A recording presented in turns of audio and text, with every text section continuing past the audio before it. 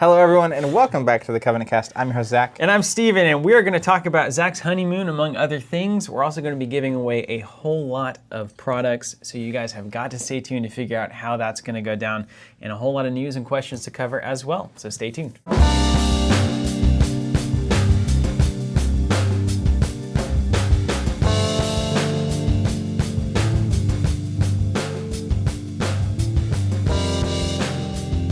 All right, Zach, let's get into this. So first of all, Zach hit me right in the intro with Amazon getting into preschool. Did you not know that? No, can you tell me what's going on? I read like 2 minutes of an article this morning in my haze. I just got back from Europe, and so I've been waking up. It's like 5 or 6 hours ahead where I was. Yeah. And we had like a really long day of travel on the way back, so my brain is just messed up. I mean, are you capable of functioning without wine at this point? Or yeah, Italy, right? All the wine. Well, the thing is that the last several days I spent in Europe was in London, in which it's basically just pints and okay food. Yeah, that's the story of England, isn't it? Let's dive in. So on the preschool thing, I don't know that much. I just know that I saw an article about Amazon getting into offering preschools, and they're treating the students like the customers. Huh. Interesting. All right. So do they have to pay $70 to get like instant lessons or free shipping on their books? Let's talk about these giveaways. All right. So here's what's going on. Podcast audience and general audience who might be tuning in for the first time because there's free things involved. It's like The Price is Right without the game. Yeah. Well, just kidding. Yes, that's true. What could be more fun? We're going to give away some conversion kits. We're giving away an X-Wing course set, 2nd edition. We're giving away some KeyForge decks. 2 decks. We're giving away a exclusive to the Founders Pack order icon token for Warhammer Champions. You can basically track your health if you have one of their play mats that has the health icons on it, or it's just a cool little medallion. Yeah, it's great. I mean, it's great looking. And did we decide Stormforged on the KeyForge Stormcast? Isn't it Stormcast? I think Storm4. I just have the blessing in my deck. I don't have it in it because it's not. On KeyForge, yes, 2 decks to the same person, so they can actually play. 2 decks to the same person, so that you can actually play. So here's how it's going to work. Check out our social media. I know that sounds like I sound like a 60-year-old like exec. It's like the Facebook. Yeah. Check out the Facebook account. How's the social media probably like channel? Facebook, Twitter, Instagram, maybe Instagram story, maybe Facebook story. We'll be around. It may be, just check. It's going to be around. Primarily Facebook, I think, because we're going for a lot of the shares. Spoiler alert, this also has a business impact for us. So these conversion kits, here's how that's going to work. So we're going to be giving away each of these conversion kits randomly to a subscriber that is currently subscribed to these factions. So if you have a Scum and Villainy X-Wing subscription, we're going to pick a random name from all of our Scum and Villainy subscribers. We're going to ship you a conversion kit. Same thing with the Galactic Empire and the Rebel Alliance. So that's how that's going to work. Yes. That said, what are those subscriptions? Just for what are they? Well, I'm glad you asked. if you do play X-Wing, it's like, what is a subscription? Because with LCGs, I think it's a little more intuitive. Mm-hmm. Monthly stuff comes out. I'm subscribing. I'm getting the monthly stuff. But X-Wing is obviously a little weird. Here's the great thing about 2nd edition is that you can collect all of a single faction and have all of the upgrade cards that you need. And all of your options for list building are all there. Which is what I'm doing. I have an Empire subscription. I used to buy Rebel, Empire, and Scum because you had to get all the little upgrade cards for all the things. I have so many Scum ships that I have never even thought about playing. Not even looked at But now I just bought the Empire conversion kit, and I got the subscription for... Because there's also... Even the older ships that are getting re-released in the 2nd edition have unique cards. And they're slightly different, right? In the expansion. Have some cards that you can't... And then the models are getting updated, too. Like the Y-Wing for the Rebels got way better. It's way better. So if you're a Scum and Villainy player, you get one of every Scum and Villainy ship as soon as it releases. Same thing with Galactic Empire and Rebel Alliance. So like Zach, for instance, he has a Galactic Empire subscription. Whenever the next wave comes around, any Galactic Empire ships in that wave, he will get charged for, and then they will be shipped to him. Straight up. Except for in your case, you'll pick them up. Yeah, because we probably have be delivered local in-store to your desk. stuff. Yeah. The other piece of this X-Wing giveaway is 2nd edition is a great time for new players to start playing the game, and we want to encourage that, of course. So we're going to be giving one of these core sets away, not to existing subscribers or customers even, but we're going to run a promotion on social where if you tag somebody, share the post and tag somebody who you want to start playing X-Wing, then we're going to choose from those names and give away a 2nd edition core set to that person. So those are the things going on for X-Wing. We're really wanting to kick off 2nd edition with a bang. On to KeyForge. We have 2 KeyForge decks. They're not actually in here because we're demoing with them, I think, right now. So the current plan is we're going to have a couple polls happening on probably Twitter and Facebook where we're going to have 2 decks. On the first poll, there's going to be a vote, and we're going to reveal the cards in the decks for whichever one gets voted for. And whatever wins is also one of the decks we're going to give away. Right. So we're going to 4 total decks, 2 different polls. The winner of each poll, those are the 2 decks, and someone is going to get them somehow. Yeah. How are they getting them? Reveal 2 decks, and then, well, we don't know yet. So you got to check social, but it's going to involve, like, you know, the same kind of thing. Probably sharing some stuff, maybe posting your favorite thing about KeyForge, that kind of thing, because we're very interested in it. There's still a lot of conversations yet to be had about this game, although I don't know if we can have them until it officially releases, because, you know, there's a lot of speculation about, well, this is going to fail or this is going to be a huge success. I guess we'll have to see. And then Champions. Warhammer Champions. What we're going to do with Champions is we are going to be giving this away to a Champions subscriber randomly.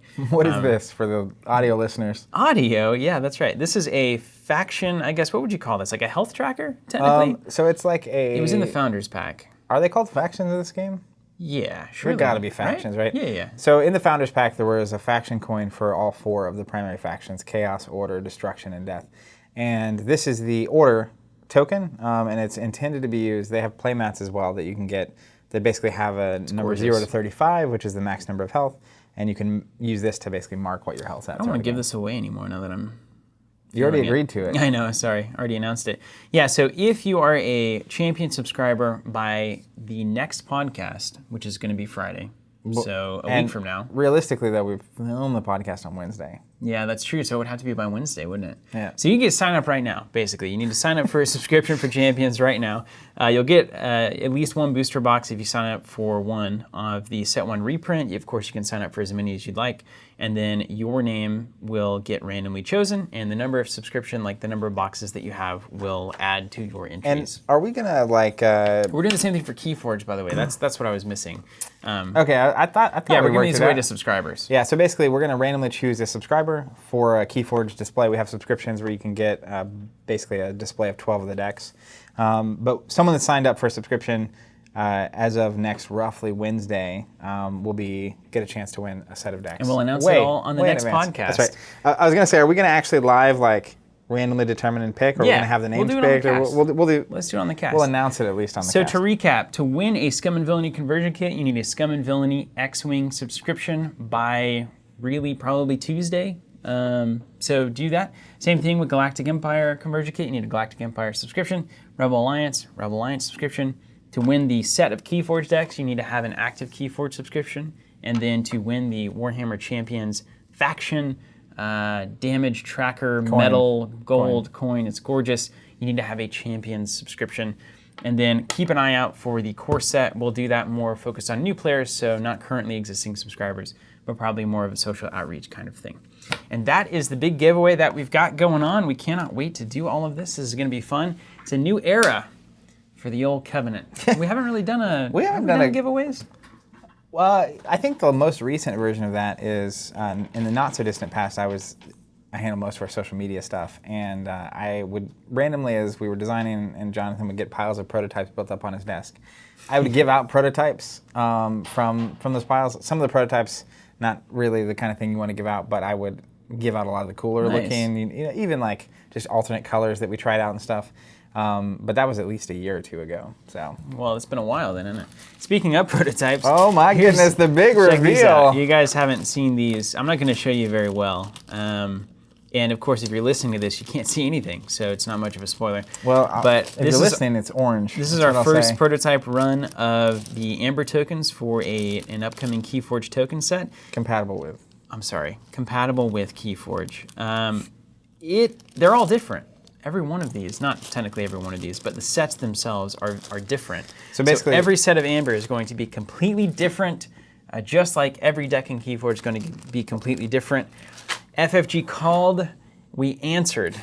ring. Man, we can do it. So that's an incredible effort. It's pretty wild. I remember the first whispers of this idea happening, and I was immediately like, this is incredible. But the idea that every set of these tokens that we basically sell, or every customer that gets a set, is going to have a completely unique set of the Amber tokens. is pretty wild. We were talking about like, and they look great. That's the other thing. It's not just like, all oh, of this them. like kind of different and like maybe it looks a little weird. Some of them go crazy. It's awesome. We've also been talking about like going to an event or your local night or whatever, and you see people with different ambers, and you might want to trade one for one. Maybe you try to collect various types of amber. That's kind of my thing. Is like cool. I want however many tokens end up being in the set.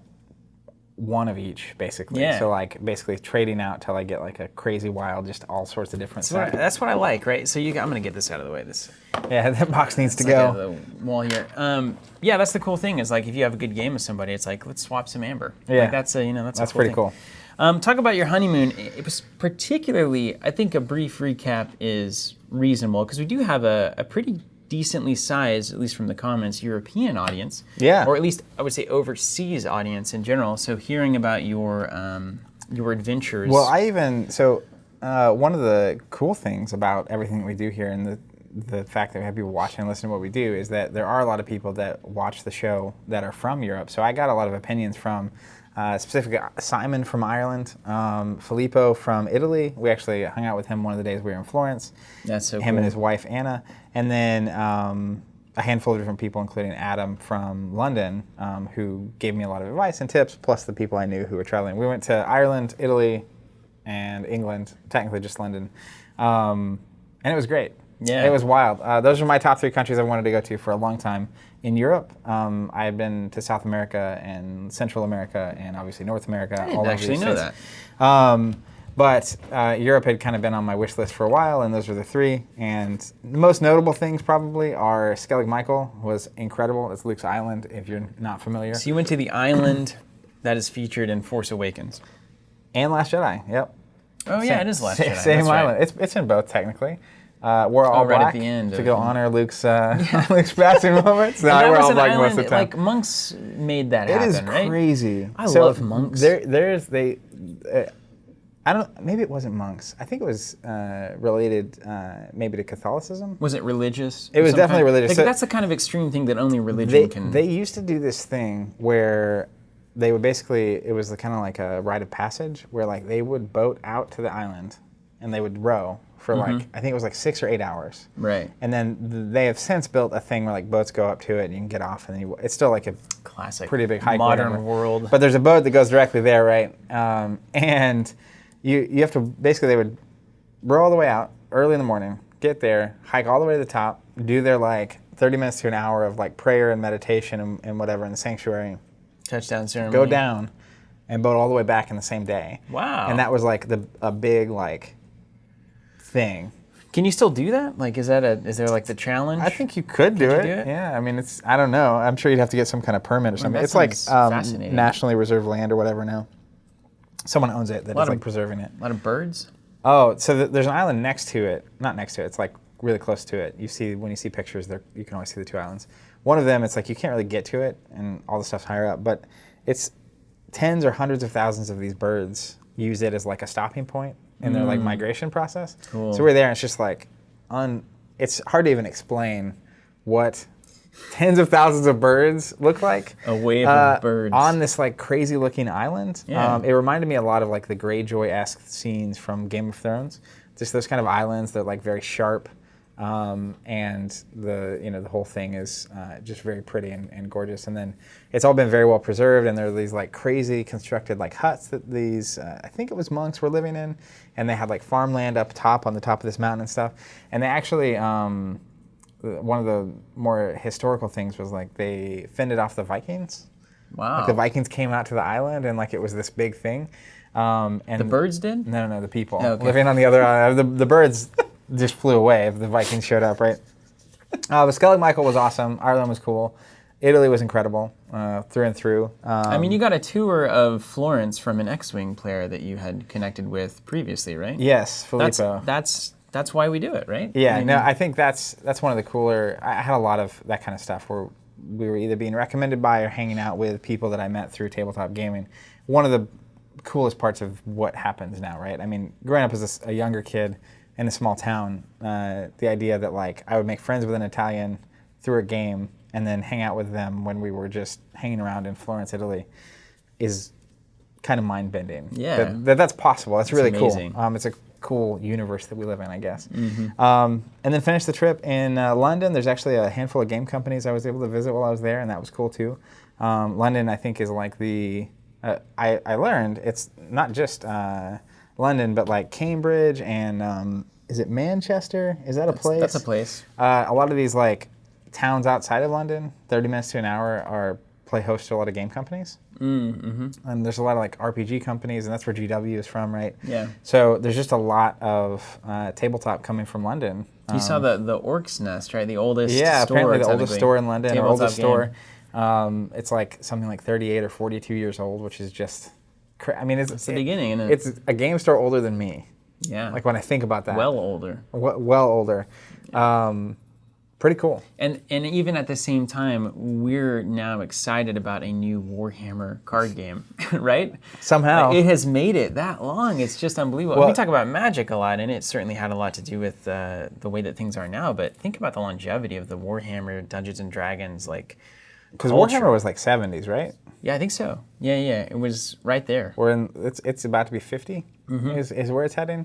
And I legitimately, again... Or early 80s, I don't know. It's like right around the Orc's Nest time period. When we did our research for Warhammer, I remember that was one of the things that came up. Yeah, it's pretty wild. So much we don't know, even as much as we feel like sometimes we do know. Yeah, but also, as an industry, while that is a long time, it's also not that long of a time. Yeah, compared to like what? I don't know. Cars. Sheep. Or like farming. Or right? wine. Wine is ancient. Yeah. So let's talk about your honeymoon in the context of the places you visited, because I think that's a fun thing to talk about. So you got a chance to speak with the guys over at PlayFusion. Yeah. Before we go there, it's important to note the app has been fully released, so anybody listening can now download the Warhammer Champions app by PlayFusion. You can, and one of the weird things, not weird, one of the things about the app, the caveats, is that you'll have the app, but you'll have no cards. So I did not know that. That's kind of surprising. I thought the beta version had the starters, right? I know, right? And that's what I thought would be standard. But James downloaded it just across the yesterday. He works at Nordagio's, yeah, coffee shop right over there. And there were no cards, and I was like, oh well, let me tell you what to do. And so if you're in the situation where you have the app, you don't have any cards, you don't really want to fork over the $10 to $15 to like get going to try, even though you should. Or you don't want to buy the physical starters, which you should also do because that's a good deal. You get a booster pack in there. A whole booster. And you get your booster share cards, which is relevant to what I'm about to tell you. On Reddit and Facebook groups and all of this, there's this idea of booster share. So find the thread or find the group that is booster share centered. If you just go to the Reddit or the Warhammer Champions Facebook main group, You'll find it. And all you got to do is pull it up on a computer screen and scan the screen with your app. Because that's one of the things about the app is you can scan your cards. Every card has a unique border, so it's identifiable, and it's really an impressive technology.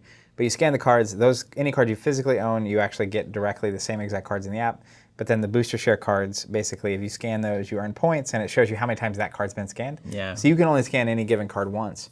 But there was one booster scan card that's over 1,000. Over 1,000, easy. And like every time someone scans your booster share card, you get stuff.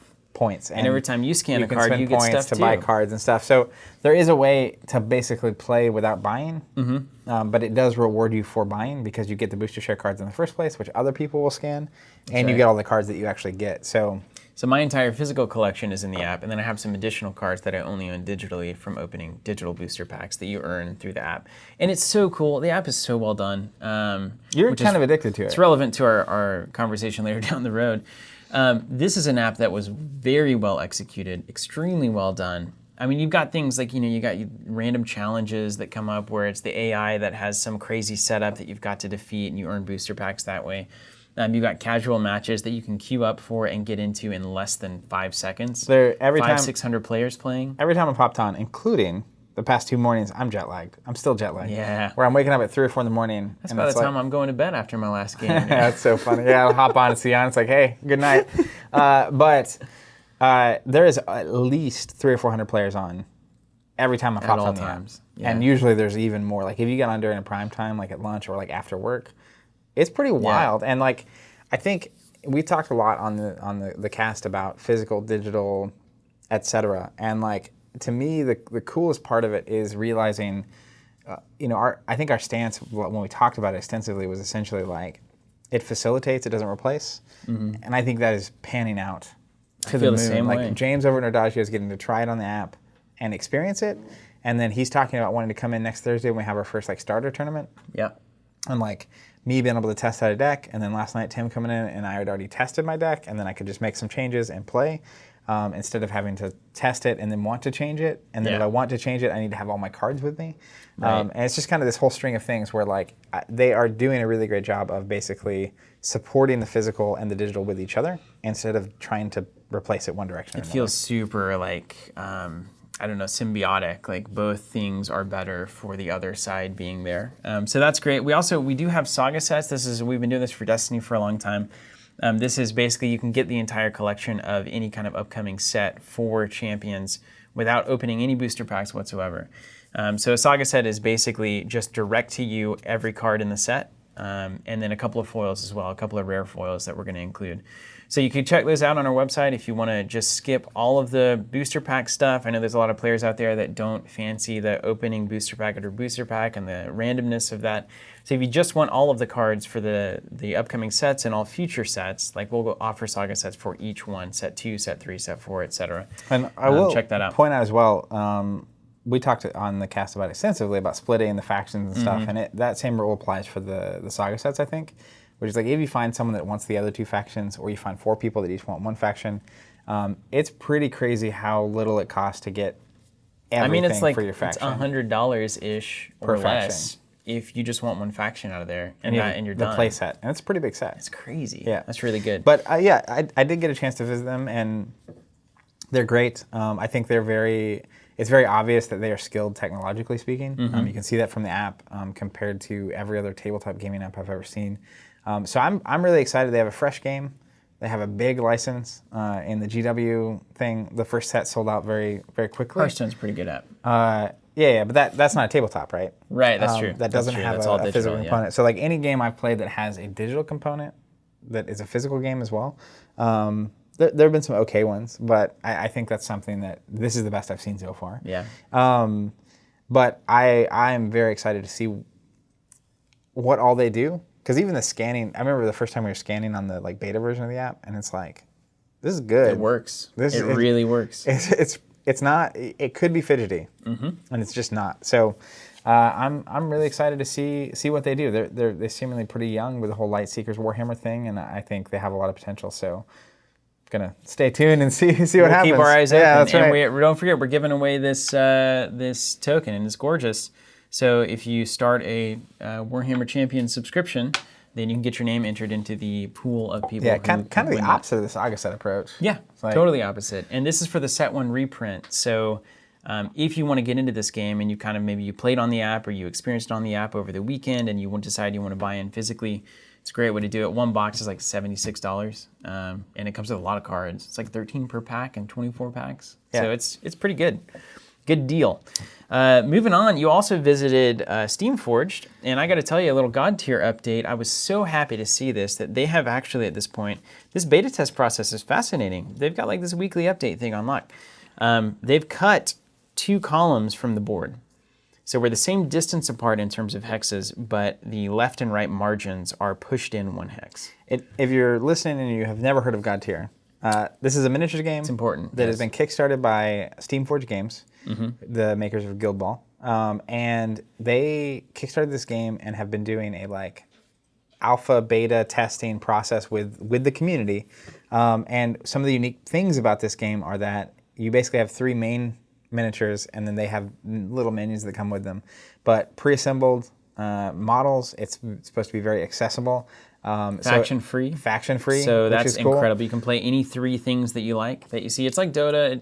It's kind of got that MOBA feel where you can pair any champions to work together. You don't have to worry about factions. And every one of your heroes, champions, I forget what they call them, has a certain role. There's 4 roles in the game, right? So you have like your supporting people, and you have your really aggressive, like killing the other champion people, and you have your like killing the other followers folks.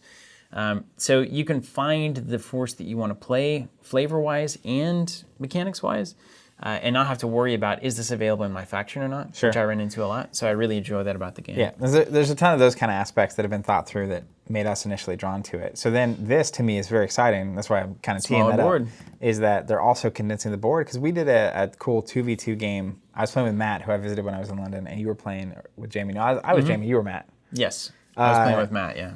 And it was so fun. The It was 2v2 version incredible. of that game, we We've had a got great that time. video coming Yeah, soon. we streamed it on Facebook, and then we have the actual video coming. But one of the things that I didn't think it when we were playing, but now when they're saying they're cutting the board down, it's like that makes a lot of sense. Yeah. Because it just forces the action into a tighter window. Yeah.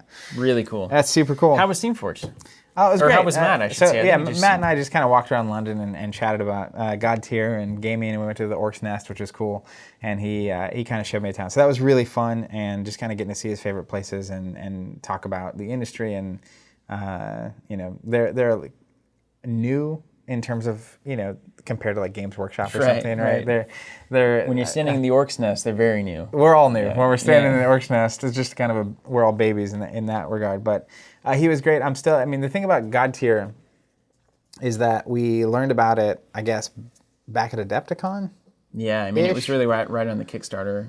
And then the Kickstarter happened, and it's this kind of thing, and it's one of the negatives to me of Kickstarter is that you get really excited about this thing, and you get very hyped, and then you wait a long time. Like we're expecting it at some point next year. So just remembering how excited I was about God tier when we're talking, right? And then also coming back and being like, well, it's still like 5 or 6 or 7 months away. So like, I'll just kind of hang out. Yeah, at least, so they're doing the beta test, which I think helps. And doing that weekly update definitely helps keep the audience engaged as well. And they've just done, like, we covered it a little bit right around Kickstarter because it was like, everybody needs to have some awareness of what's going on because this is a really important, I think it's going to be a really important game for the space. And it looks like they're pulling it off. Right, because you never know with Kickstarter. They have the kind of storied past with Dark Souls that anyone who backs that game will happily tell you about, or unhappily tell you. Yeah, unhappily, and rightfully so. But it seems like they are running this like a company that has learned from its mistakes and has a great idea, and they're executing it well. And that makes me very excited because I'm all in for the game. Yeah, we had one of they did these early access kits with like metal models that weren't pre-assembled. That was like how you're going to beta test. And I'm just remembering that we have Rengosh is one of my favorite characters from the opening set of people. Remembering that we have that, and then immediately excited about the actual idea of painting it. Yeah, because it's about to be winter. That's right, and that is the time. Speaking of, I may have found a painter. Courtesy of our friend WAP in Canada. You've been looking for a good painter forever. It's a guy at his game store, and so I'm like I'm sending off my Arena Rex models, see what happens. We might get those on the table. I can't even imagine how great that would be. That's awesome. So also, you did a little wild card on Modiphius. Yeah, that was really cool. So I had connected with a guy named Adam, who's now a part of the miniatures team at Modiphius. Modiphius is previously an RPG-centric company, which has not been something we've heavily focused on here, even though you guys love RPGs to death. Since childhood. But they recently put out and I'm not sure the status of it or whatever, but there's a Fallout miniatures game that has apparently done very well. It's very new, and people are kind of freaking out about it, and it's they're selling through their stock and whatever. So that was cool to hear about, and I'm excited to see what they do because it seems like they're focusing on the story-driven element of it, which is something we've talked about a ton when it comes to these games and kind of moving away from a tournament competitive focus. So, it was cool to interact and chat and see what people are up to. I think the whole industry is kind of starting to figure out that it's not just about winning or about tournaments, but and we even talked about with Champions not that long ago.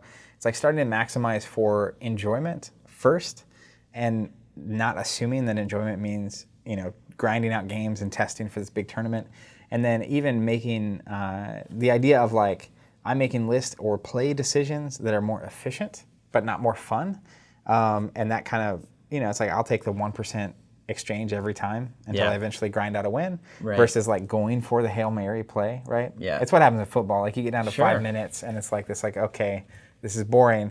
My favorite games are when they're having to go for it. Yeah. It's like, let's throw the ball like 50 yards. Just put it up to the czar. Yeah. And in a lot of ways, the UK, maybe just culturally, is more, is more likely to catch on to that vibe. You got the pub culture.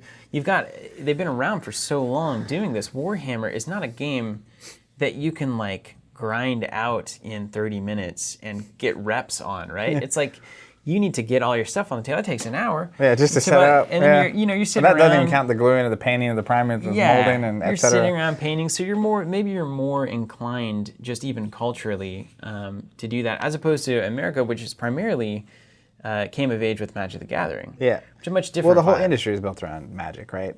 And I think not originally though. That's the cool thing. the pre-Magic era. But the most notable thing for my Europe travels, you kind of mentioned it, and I'm just going to say it, and I'm curious to get anyone listening or watching that is from Europe's take on this, but in both Italy and London, the thing that impressed me the most, I think I already told you this, but the thing that was impressed on me the most is, in Italy, I am going on a morning walk, and you walk by like a cafe or any restaurant, and there's just people hanging around having espresso and talking. And then in the evening, 5, 6, and really more like 6, 7, 8 in Italy, they're later. They roll later, which I love. Italy is totally my place, by the way. I figured that out on that trip. But they're just hanging around, like drinking wine outside, talking. And then you go to London, and you're walking around, and you go at 5:30, 6 o'clock. You go by any pub, literally every pub you go by, 20, 30 people standing outside with a beer, just talking. They're in suits. They're in dresses. They're connecting, freshly out of work. Community. And most notably, no phones. So it's not like they're just standing around talking with a beer and then there's like distracted on their phone checking Facebook. It's like there's a cultural institution of we gather, we drink, and we talk. Yeah. Face to face, which is fascinating to me because that is not American at all. Well, we've got to, don't you feel like we have to get there? I mean, in a lot of ways, that's kind of our mission statement with Tabletop, is like that is one avenue that we can actually use to reconnect and kind of create that atmosphere and that vibe. But yeah, that seems really important. It seemed, maybe I'm wrong, but it just seems like a sign of like a way more mature culture where like, I don't know, maybe I'm wrong. Just a little more laid back and maybe focusing on what matters. Less rat race kind of. Focusing on what's important and not what's urgent. Yeah. So like, it's not like I have to, grind out as much work as I can do and then I have to go home and like I have to do this stuff. It's like they're slotted in time to just like do the things that really matter that you'll, remember in 20 years and to put, anyways. And to decompress. I could be reading way more into it than it is, but I don't think so. I mean, that was, every I took night that you away walk too. around and you're just like, this is incredible. Yeah. Like, I mean, this is what I get out of Tabletop ultimately, right? It's like I'm gonna hang around tonight and play Star Wars night. So it's the same 20 or 30 people coming every week. We're gonna chat. We have new decks. We have beers. We have people talking. But this is just a more a more niche atmosphere for that. Versus just like, just have some wine and like do our thing. That's cool. Well, we have a lot of work to do, everybody, in the States at least. Let's move on. I want to talk about KeyForge real quick. The formats, we saw some formats released that look really great. I mean, I think it's cool that they're taking a much more creative approach to this than I think I expected. And I think this is the whole story of KeyForge. Everyone is thinking with the same typical lens of like, well, what are the unbalanced decks going to be, right? They're going to be too good. What about the metagame? And then it's like, well, that's true if you're thinking about it from the typical lens, but the reality is that this game is anything but typical. And so you immediately see these formats, and it's like all of a sudden there's a format where I use my deck, then we flop. We use each other's decks, then we flip back. And we do that, and it's like, well, how good of a deck do you want to bring if they're going to get to use it once? Yeah, good, right? It really is trying to encourage you to master your own stuff. Yeah. Basically. You will be rewarded for being better with your own thing. And in fact, if you can run a, let's say it ranks 7 out of 10 deck, as though it were an 8.5 because you're good with it. It's a dream come true for me, Zach. Yeah, but because you're good with it, and then your opponent is stuck with a 7. Yeah.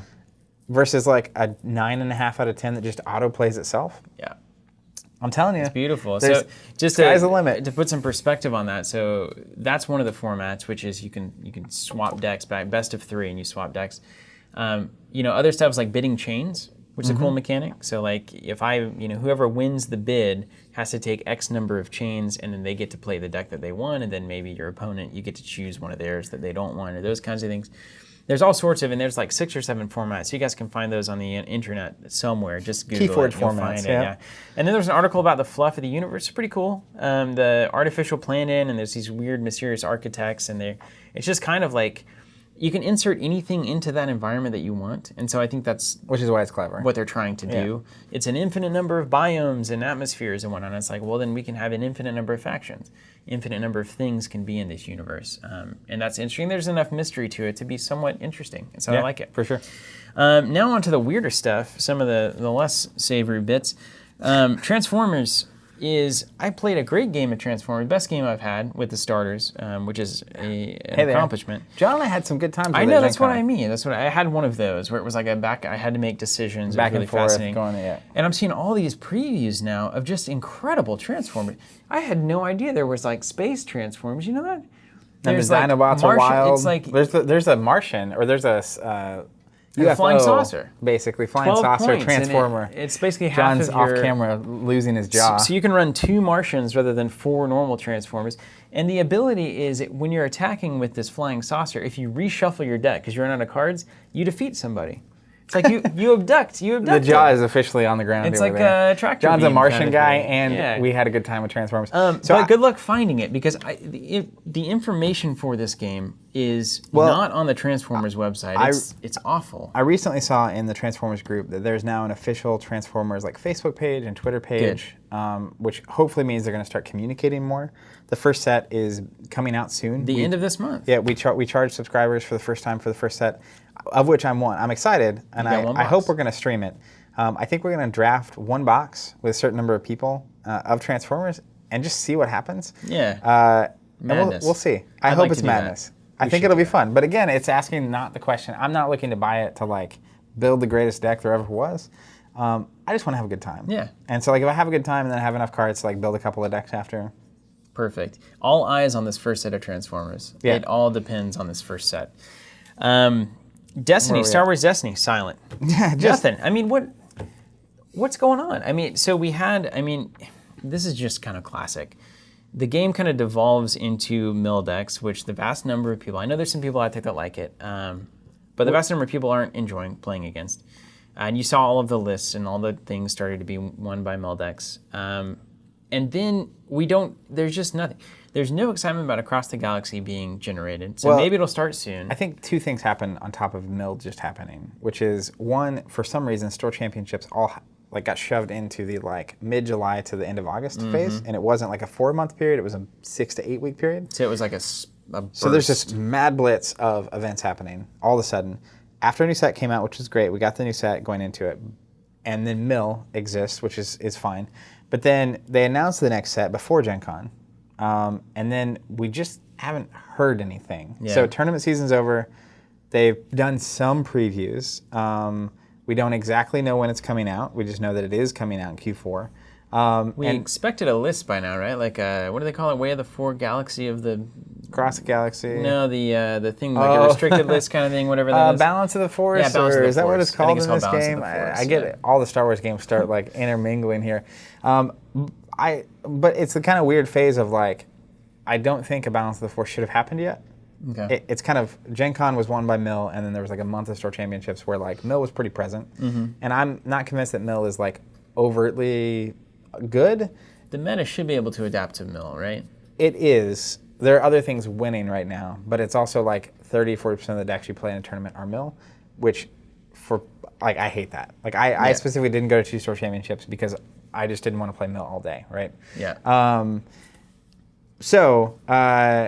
But with those kind of things, you don't want to react too fast or too slow, and that's hard. So I'm hoping we get some kind of adjustment, particularly to Yoda, in the next couple of weeks. Crossing my fingers, and then they also, assuming the set's coming out in sometime November-ish, which is the current expectation, they have a thing where they don't really start the preview train until a certain amount of time right before.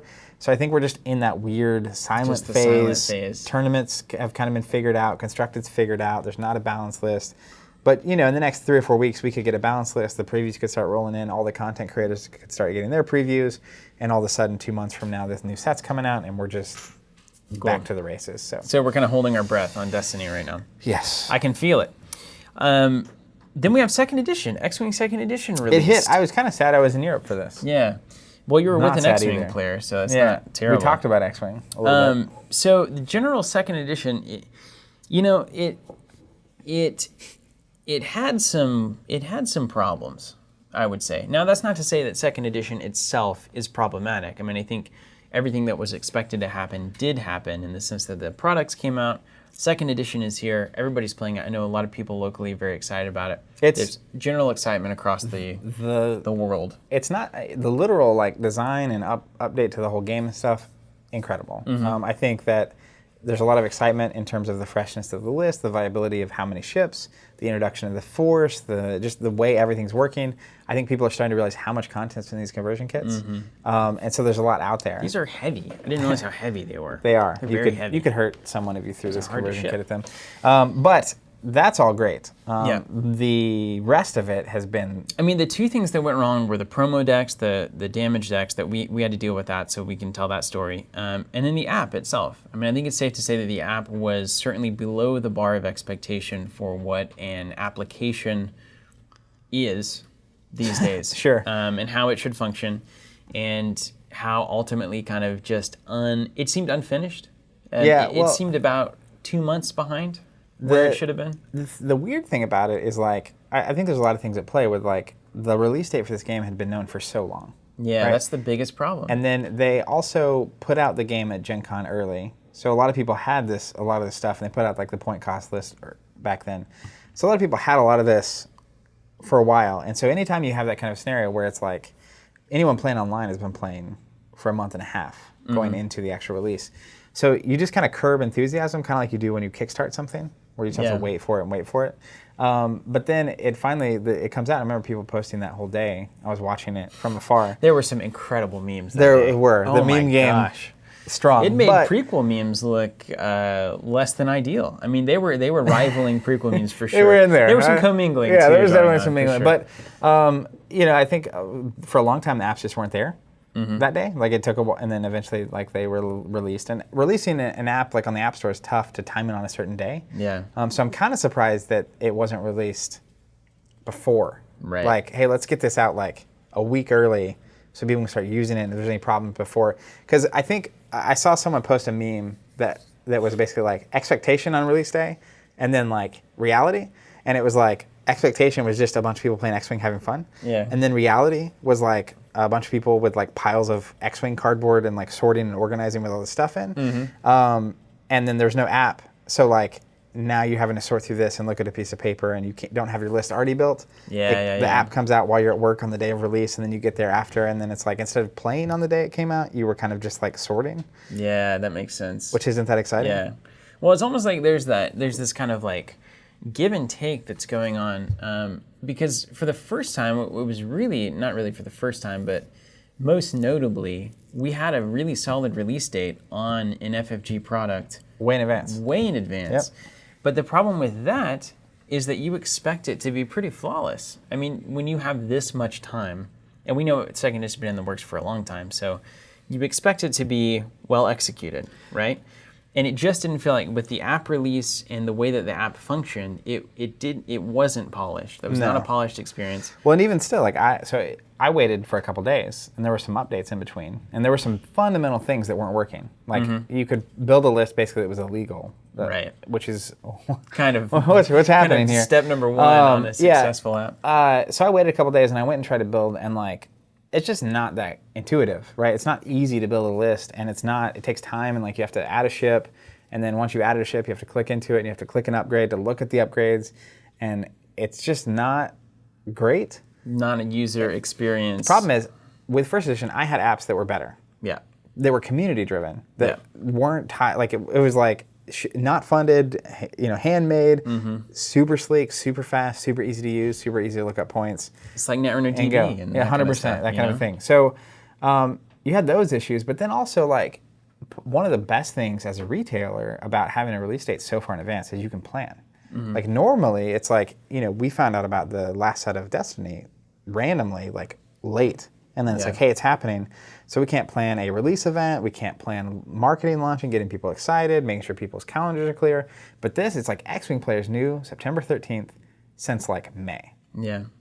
So you have a lot to deliver on when you do that, I think, right? It's like the other side of that coin. Absolutely. But then one of the fundamentals, one of the things I kept seeing, which is just mind-boggling, because they announced the like promo full-size damage deck. For every core set. It was basically like, if you order this core set through our website or through your retailer of choice, you're going to get this promo damage deck. And so they announced this back in May when the game announces, and then just bombed it. Well, where the first most wild thing to me is that they didn't say that they were going to cost retailers anything, and then they did. And then it's like, oh, you want these? They're like a couple bucks. So like as a retailer, right? It's like all the players are essentially encouraged to buy from the retailer so they can guarantee they get the damage deck. And again, we knew the damage deck was coming. We knew the stuff was coming. Right. And then it's like the week of, it's question marks. We don't know where this is at. A couple weeks before, it's, oh, by the way, this is going to cost money. It's something you have to buy. Yeah. It's not a promo item that we're just giving you to encourage people to buy from you, which is inherently not a problem if you know that. If you communicate it, right? On the onset, right? Like, if you're giving me a promo item to get people to buy something from me, great. Okay. It's kind of like the event kits. It's like no one's complaining they have to buy them. Right. To get people excited to play at the store, even with a regional kind of thing. But, so then it's like, no one knows where that's at. And players... Literally no one. The week of release, and there's no information. Well, it's and like we have no idea. On Tuesday or Wednesday, before it comes out on Thursday, just people talking online like, hey, my store's telling me I'm not going to get this thing. And it's like, I bought this 2 months ago and paid in full to guarantee I got this, and I didn't. Meantime, you have people who, on Monday before release, before street date, are getting it directly because they ordered directly from FFG with the damage deck. And on Tuesday, the day after, customers already have it with a core set and a damage deck. Retailers still don't even have a clue if it's coming or how many they're getting. And from what I was seeing, there's retailers that didn't even get all their damage decks and aren't going to. Yeah. So anyway, that puts, just to give you guys a little context from the industry side of this, which I think is a fascinating discussion to have, anytime something like that happens, like you have a number of pre-orders that normally we would want to ship on Tuesday or Wednesday to get them to our customers on release day. That's what we try to do with subscriptions and everything that we can do on pre-orders as well. So that was our intention, but now it's Tuesday, and we have no idea about these damage decks. And so we have all these core sets going out, but they wouldn't include the promo decks. So then the question becomes, can we get the promo decks here in time to still get these products to people for the weekend, which was the number one thing that we were concerned about, making sure that everybody had their ships at least by Saturday. If you order from anywhere a game like this, like just as a player, you can't not have it on the weekend. You cannot not have it on the weekend. Right. That is just so it was like, unfathomable. we'll delay. We won't ship them on Tuesday or Wednesday because there's a huge cost associated with now creating entirely new shipments for just the promo damage deck later. If we send the core sets now, we have to send the promo damage decks later. We're obviously not going to charge anybody for that. So that's right out of the bottom line. It's all the mailers, it's all the time it takes to pack them, it's actually paying all the shipping costs to go all over the country. And it's one thing to have to make that choice, to basically ship all the stuff to make sure people get it by the weekend, and then also ship the damage deck separately and just bear that cost, right? But it's another thing on top of that to just not have the information either. Right. Because then you have to make a call blind. Right. You don't. It's like, well, it might show up. What could go wrong, right? Do you want to wait or do you want to go for it? Yeah. So obviously you ship it. We basically held out until essentially Wednesday evening, and then it was like, no, we got to get these in the mail on Thursday so they get there on the weekend. Like, because most shipments take about 2 days from us because we're in the middle of the country. So it's like, well, forget about it. So we'll do it. And then so we packed them all up and sent them all on Thursday, and then the promo decks arrived on Monday. And we packed those up and sent those. And it's just it's unfortunate because on the one hand it's like you had a release date way early, and this seemed to be the best executed thing you've done in a long time. And on the other hand, I just seen all these players talking about, I went to my local store, I have my pick up my pre-order, they don't have my decks, they don't know when they're coming in. And then it's like a number of people canceling their order with their store to buy it somewhere else to make sure they get the damage deck. And so you just insert uncertainty and confusion for your retail partners, for your community and your customers for seemingly no reason. Well, it's mismanaged. I mean, but I mean, like, there's no, like, when you have this much time, like, what happened? Right. And that's something we don't know. I think that's another element of it, too, is, like, you're just never going to know.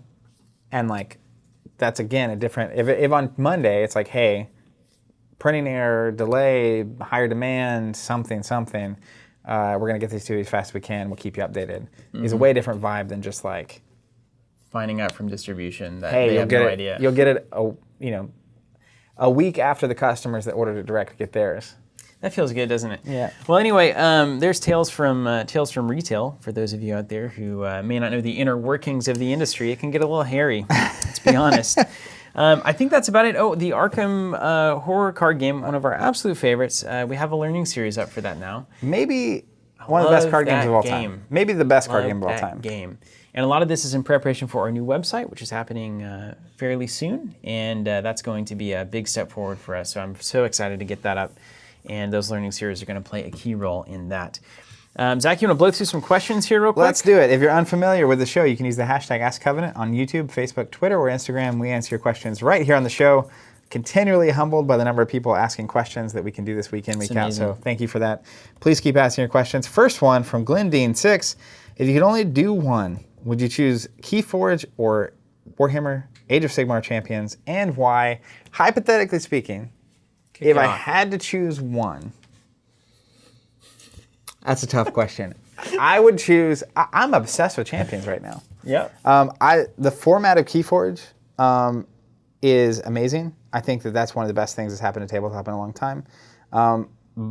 It's not out yet though, so it's hard to say. That is a little harder. But I'm obsessed with Champions. So like, really, if I had to choose, I'd play Champions on the app to see if I like it or not. And if you do, go for it.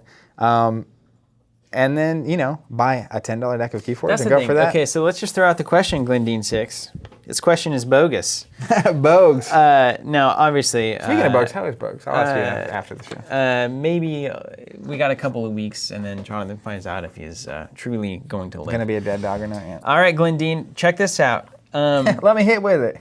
So it's $10 though to play KeyForge. Yeah, I mean, that's the thing. So two decks of KeyForge is $20. No person probably actually ever has to make this decision between Champions and KeyForge. Yeah. You play them both because, listen, the KeyForge deck. What is this? This is $10. Yeah. It's a $10 deck. If you're paying full price. So yeah, so it could be $7 if you get a display, or $7 or $8. I mean, it's basically, it's kind of, the question is. I said this joke earlier, so I'll repeat it. I'll change the food item. It's, do you want to play Warhammer Age of Sigmar Champions or buy a couple of roast beef and cheddars from Arby's? You don't have to make that. You can do both. You can do both. I mean, it's almost like in Italy when they were like, you want the red or the white? And it's like, well, you can just do both because it's so cheap here. The wine is flowing like milk and honey. I don't know. Give me the pink. Yeah, it's like, I don't know. Let's do this. But really though, I think that's part of the genius to me. It's like if I were choosing, I would pick up one of the starter packs. Like they're on our site right now. I think it's like $48 for 4 decks.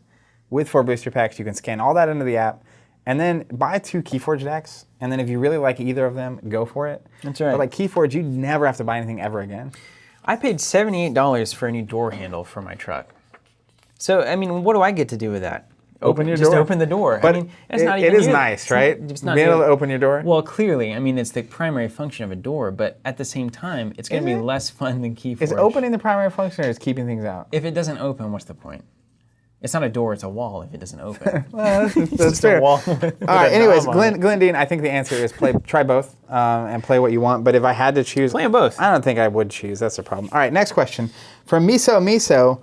Okay, with innovation and creativity of new games like Champions and KeyForge, with new online card games like Hearthstone, and the soon-to-be released Artifact, and with falling GP attendances... Grand Prix, I presume. Yeah, and general problems with the relationship between Wizards of the Coast and the fans, and rumors of Hasbro wanting to sell Wizards of the Coast, is the time of Magic the Gathering finally coming to a close, and what would the implications of this be for game stores?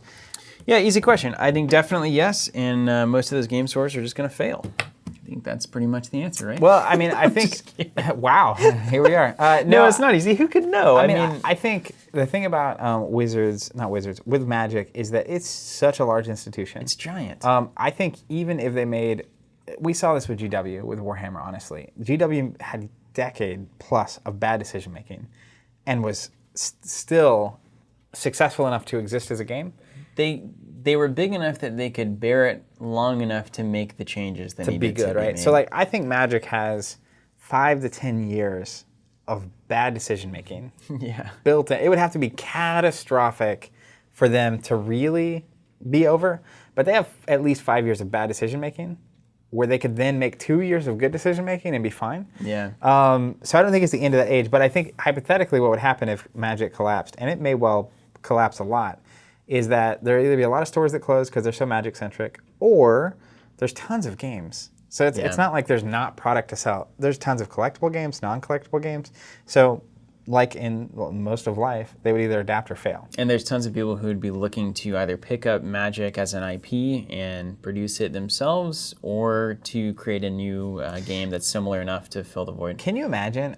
I'm just trying to imagine Hasbro or Wizards selling Magic to someone and what that looks like. That's a weird hypothetical. We may see it in our lives. Who would pick it up and who would do what with it?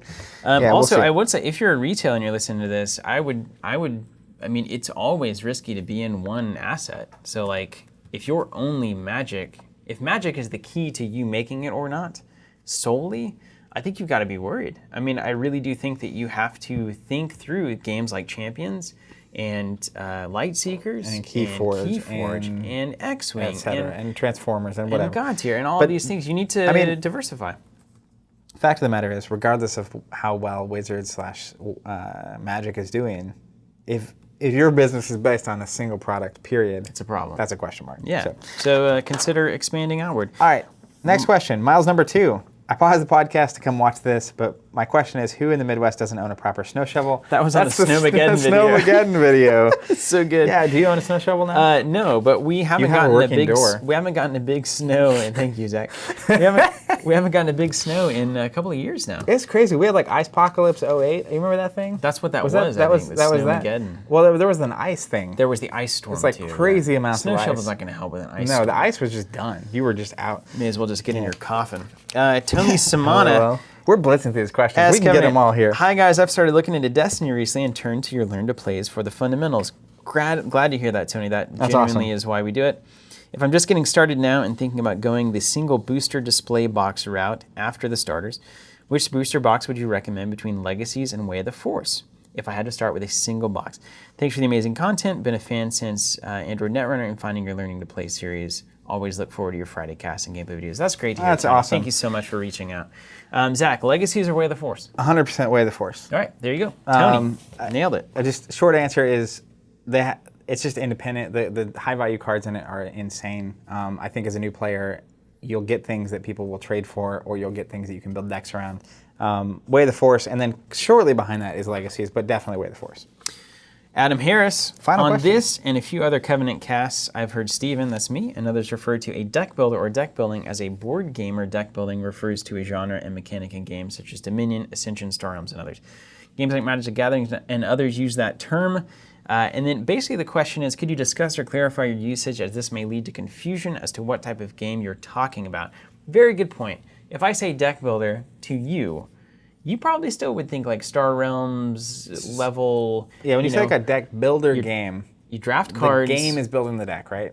Your deck continues to grow and change during the game, and then it gets better, and certain themes kind of represent themselves. Yeah. Whereas other games are like pre-deck builders, where you build a deck before you start playing. And I think that's the main difference. Are you building the deck before or during? And I think I would call, generically speaking, that kind of a game a card game.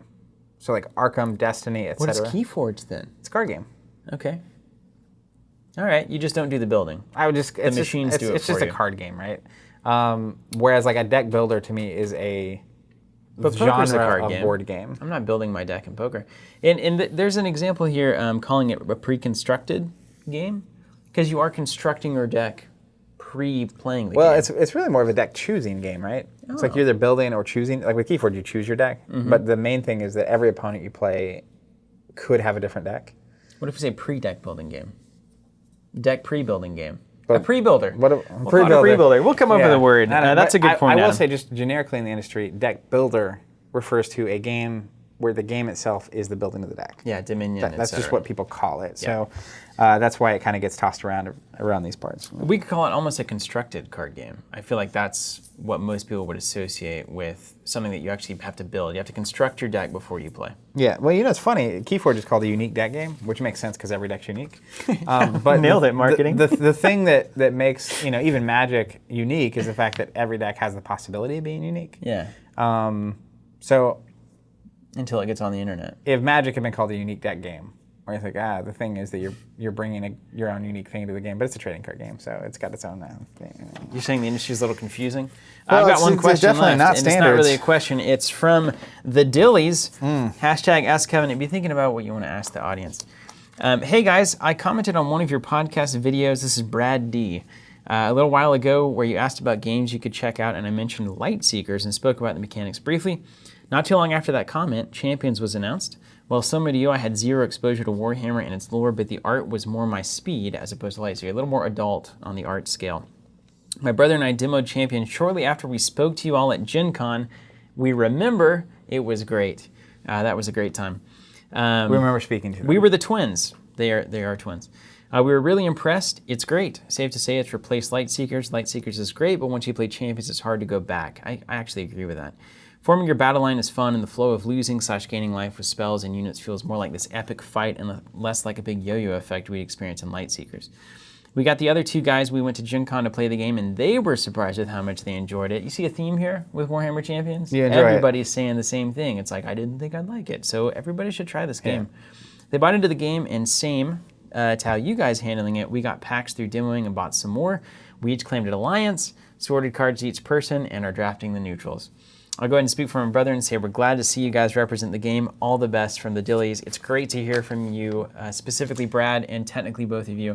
That is hope you keep watching the show and enjoying. The best kind of comment we can get. When the number one thing you're trying to do is make it easier for people to get into these games and communities, and then it's actually working. Yeah, it's great stuff. That's pretty great. This is actually happening. Yeah. We're doing it. What's your question? We got a question for you, audience. Remember, you can use hashtag AskCovenant to get your questions answered on the show. And then we always ask you a question, and then you're kind enough to comment answers in our, usually on YouTube, I guess. Got some great answers on the President's Cast, by the way. Was that you and I, Jonathan, that did that? I wasn't here. I was gone. Yeah. Have you listened to that? I love that the President's Cast had no video. Yeah, isn't that great? It's the one you can least be present on, which is or most. I mean, maybe. I think that's irony. The song "Ironic" has now turned me into where I'm not sure anything's ironic anymore. Boy, that's a whole cast. But the question, man, I don't really have anything stupendous, but I would be curious. One thing I'm continually interested and excited about is we've been testing some live stream stuff, and I think we're going to be live streaming some more. That sounds right. That's a conversation. Talk to marketing. Yeah, well, that's you.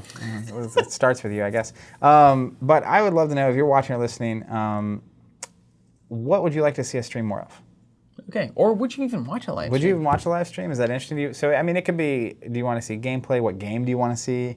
Do you want us to do this podcast live that we've talked about that around? We talked about that. Sky's the limit, but if you could have us regularly streaming anything, what would that be? If anything. Thanks for watching, guys. Until next time, keep playing.